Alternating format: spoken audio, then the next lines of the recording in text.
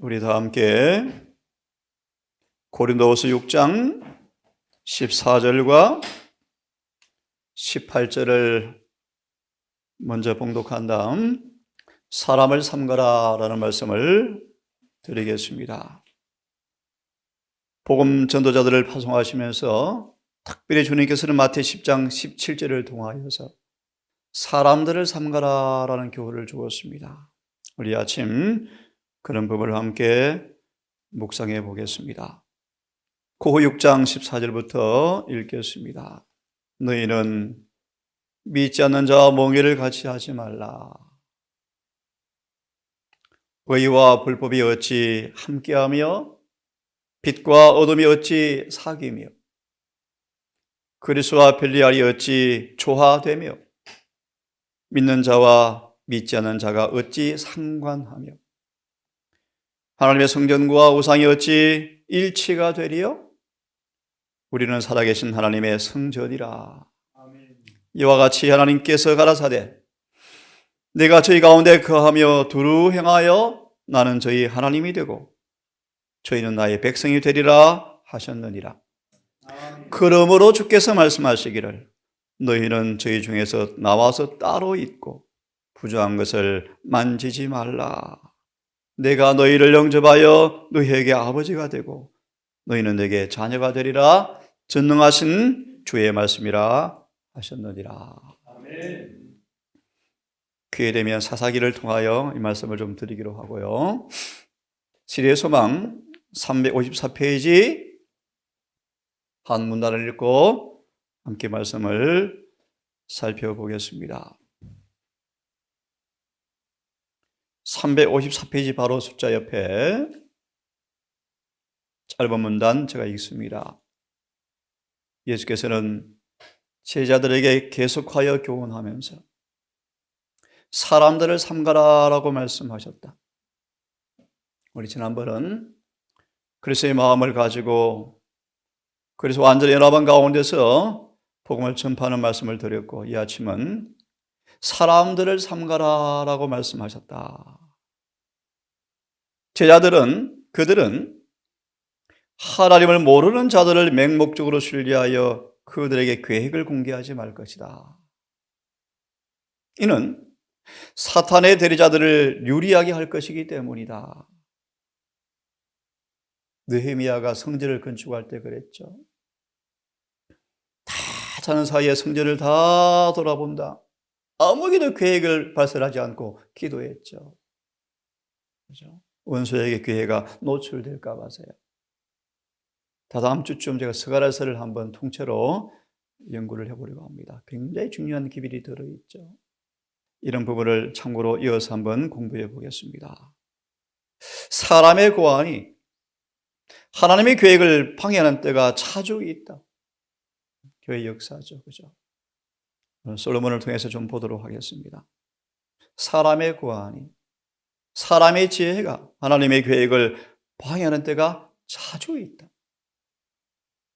주의 성전을 짓는 자들은 산에서 보인 모형, 곧 하늘의 모형을 따라 지을 것이다. 우리 예수님 세속의 지혜를 하나도 도입하지 않으셨죠. 그의 삶을. 그렇죠? 느헤미야 9장 사람들의 조언을 구하지 말라. 혹시 오해합니다. 하지만 성령의 지도를 따라서 살아야 되겠죠. 그런 종들이 있죠. 그분의 종들이 성령의 지도를 받지 않는 자들의 의견에 의지할 때 하나님은 수치를 당하시고 복음은 배신을 당한다. 버가모 교회, 세속과 교회가 일치한 모습이죠. 세상의 벌을 조금씩 따라가다가 어느새 뭐가 되었습니까? 버가모 교회가 되어버렸죠. 신실한 말씀을 따라 사는 사람들이 교회에서 왕따를 당한 지경이 되어버렸죠. 왜 그렇습니까? 기록 되었을 때 말씀을 저버리고 세속의 지혜가 도입되었죠. 솔로몬이 그래서 어려운 일을 당하게 되어지는데요. 마저 읽겠습니다. 세상의 지혜는 하나님 보시기에 어리석다. 교회적 이권 말씀을 드렸죠. 한나 못 말씀드렸죠. 온 교회가 전도회에 세상의 지혜를 의지하는 걸 바라보고 여인이 반대하다가 엄청 어려움을 당했죠. 세상의 지혜에 의뢰하는 사람들은 분명히 과오를 범할 것이다. 복음을 전파하는 제자들에게 이런 교훈을 주었습니다. 그렇죠? 한번 좀 교훈을 좀 찾아봅시다. 왕상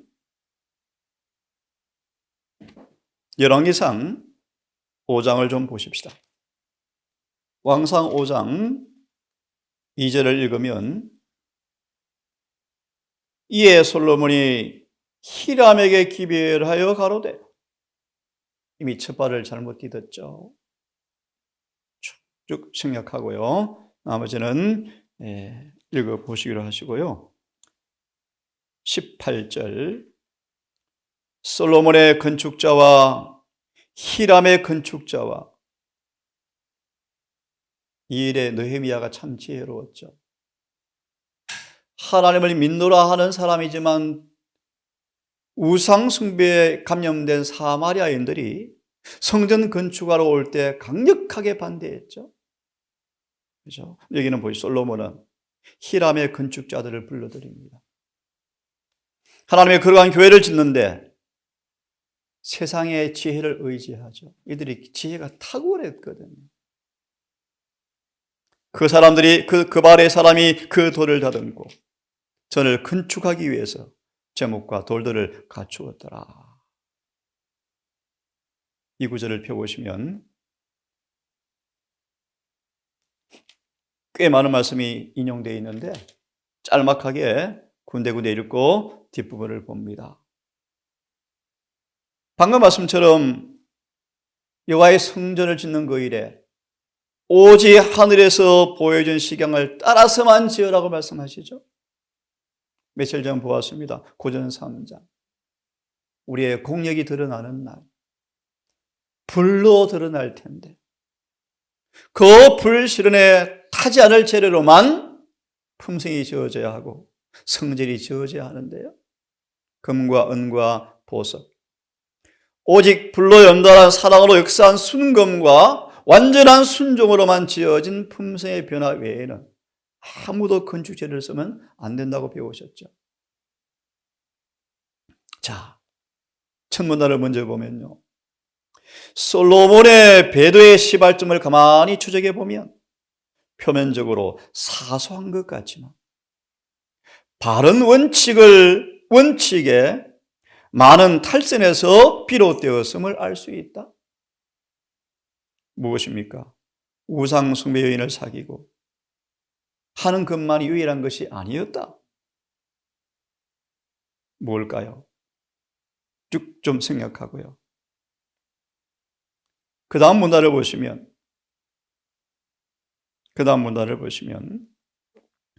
광야 성막 건축할 때 하나님께서는 특별히 지혜를 주시고 기술을 주셨는데 오직 하나님의 지혜로만, 하나님의 기록된 말씀대로만 지어자라고 말씀하시면서요. 다 읽을 수가 없겠죠. 시간이 많이 갑니다. 그 다음 얼른 좀 많이 넘어가시면요. 하나, 둘, 네 번째 넘어가시면 그 페니키아 왕은 후람을 보내면서 회신하기를 뛰어난 기술을 보내면서 요구를 합니다. 후람의 노력은 좀 읽습니다. 찾으셨죠? 후람의 노력은 하나님께 최상의 봉사를 드리는 마음에서 나온 것이 아니었다. 그는 재물의 신, 세상의 신을 섬기는 사람이었다. 그의 생애는 이기심의 원칙에 물들어 있었고 최고의 보수를 받으려는 데 드러났다. 그리고 이 그릇된 원칙들이 점차적으로 그의 동료들의 마음속에서 자리 잡게 되었다. 일을 하면서 점점 이 후람 사람의 정신이 동료들에게 뭐 되었다는 것입니까? 감염되었다. 그들은 날마다 같이 교회를 지면서 같이 일하면서 성전을 같이 지으면서 그가 받은 보수와 자신들의 것을 비교해 보는 버릇을 갖게 되었을 때 그들은 자기들이 하는 일에 거룩한 성질을 보지 못하고 그들이 보수와 그가 받는 보수의 차이를 곰곰이 생각하기 시작하였다. 이거는 비단 보수 정도가 아니겠죠, 그죠? 점차적으로 그들은 자아 부정의 정신을 잃어버리고 탐욕의 정신을 길러갔다. 그 결과로 그들은 많은 보수를 요구하게 되었고 그 요구는 관철되었는데, 중요한 거 보세요. 열심을 가진 이 한 사람을 고용함으로써 그 해로운 가마가 영향을 미치기 시작하여 주의 봉사사업의 모든 부서까지 침투해 들어가 솔로몬의 왕국 전체까지 번져나가 버렸다. 한 기술자 도입하여 성전 짓다가 그 영향력이 온 성전 부서에 다 미쳐버렸다. 이 가마가 얼마나 널리 그 영향을 미쳤는가 하는 것은 죽을 수밖에 없는 인간 가운데서는 가장 현명한 사람이었던 솔로몬의 끔찍스러운 배도의 중요한 원인들 중 하나를 추적해 보면 알 수가 있을 것이다. 그 왕은 혼자만 배도한 것이 아니었다. 세상의 지혜를 의지하다가 도처에서 타락과 낭비가 나타났고요. 이기심이 온 백성들을 지배해버렸다 합니다. 희생의 정신은 거의 찾아볼 수가 없게 되어버렸다. 참 무섭죠? 바로 여기에 오늘날 하나님의 백성들을 위한 매우 중요한 교훈이 있다.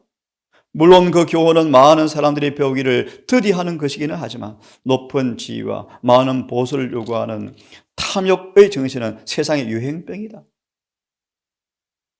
자기 부정, 자기 희생이라는 구식 사고방식을 가진 사람들을 좀처럼 만나볼 수가 없지만 자기 부정, 자기 희생이라는 구식 사고방식으로 표현하죠. 그죠?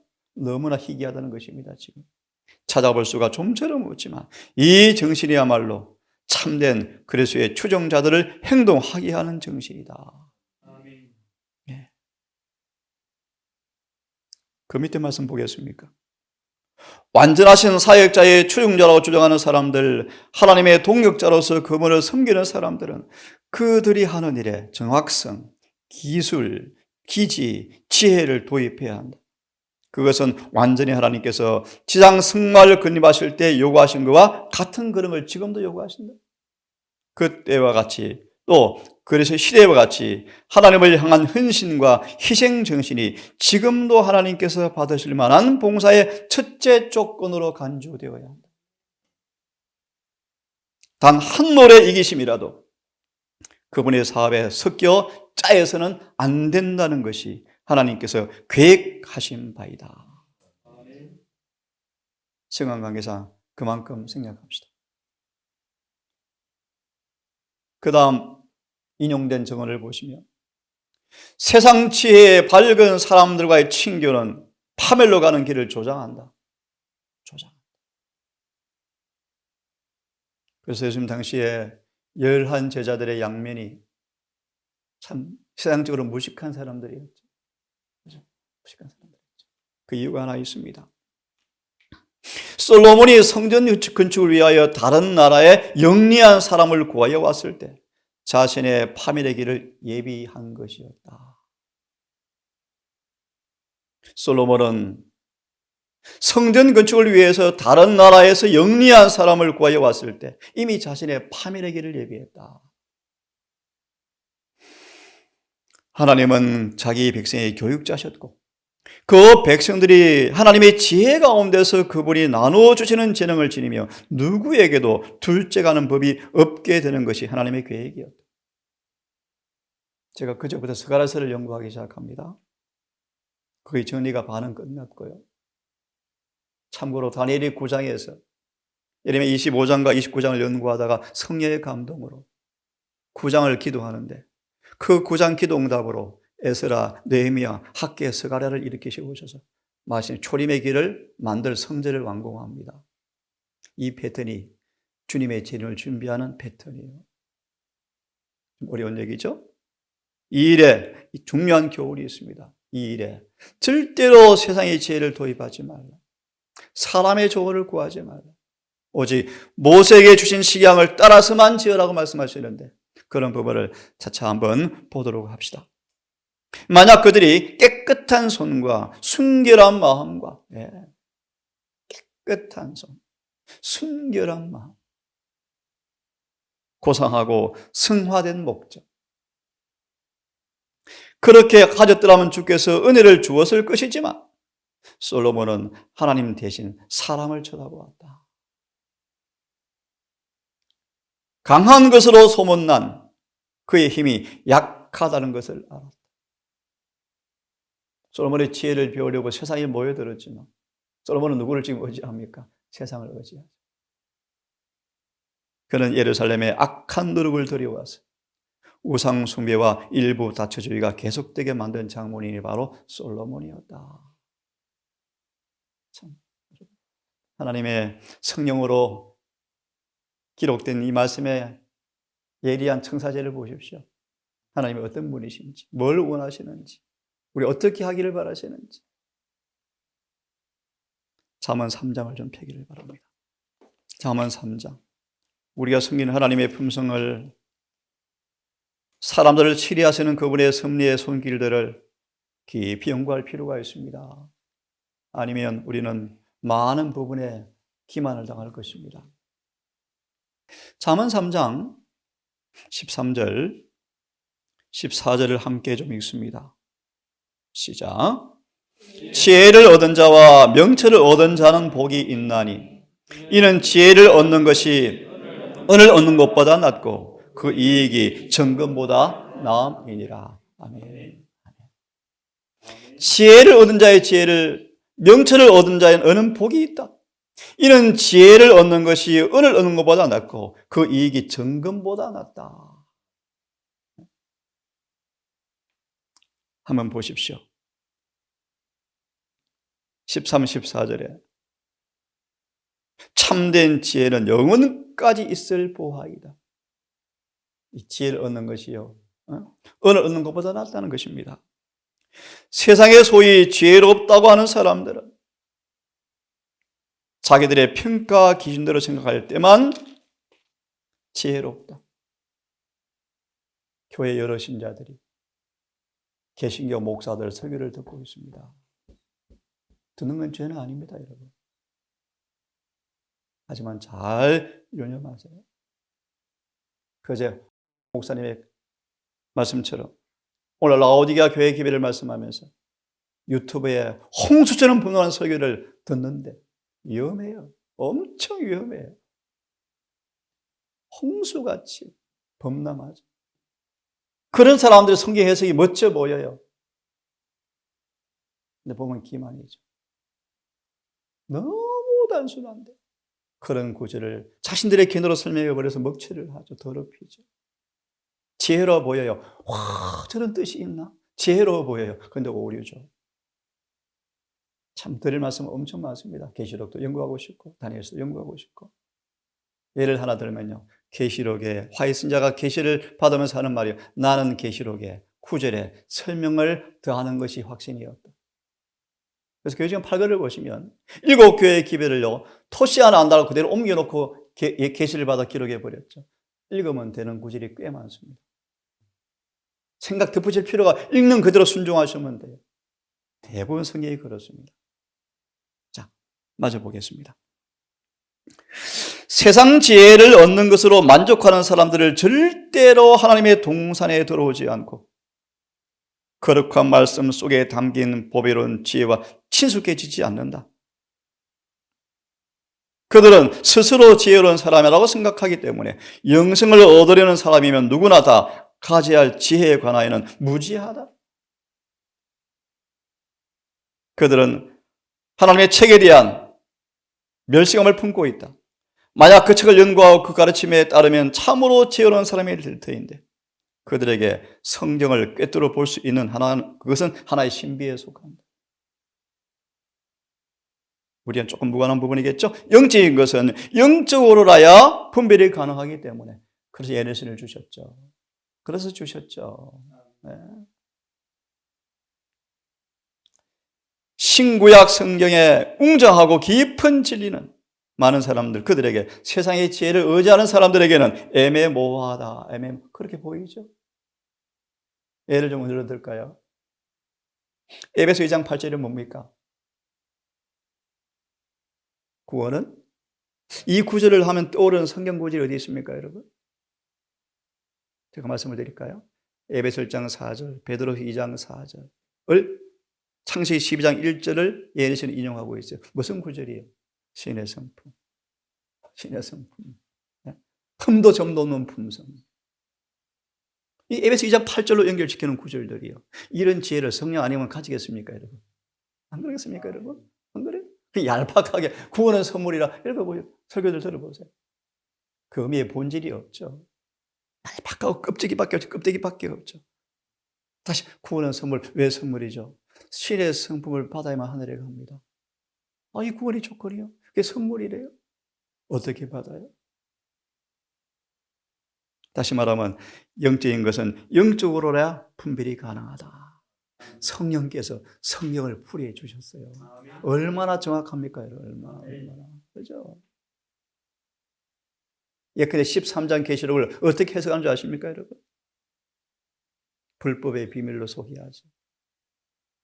13장을 그렇게 가르치는 건 없죠, 여러분. 깊이 들어보세요. 예수 인성과 관계되어지죠. 예를 들면요, 제7일 안식일을 지키는 대다수의 사람이 불법의 비밀에 감염된대요. 죄란 무엇인지, 의란 무엇인지 쏘가요. 안식일을 지키는데 표를 받을 준비를 하고 있어요.